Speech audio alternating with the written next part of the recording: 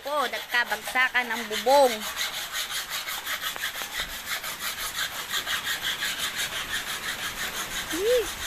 Yung garahe, nawala lahat ng bubong ng garahe.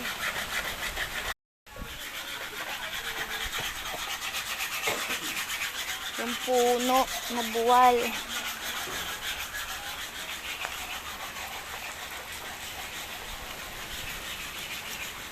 Yung bagyong Rolly, walang masyadong na-damage dito sa amin. Yan.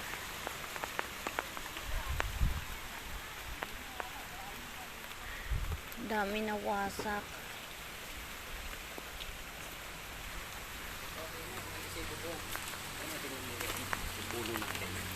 Kaya Toti, tanggal lahat yung bubong ng bahay nila. Walang natira, oo. Mariosep.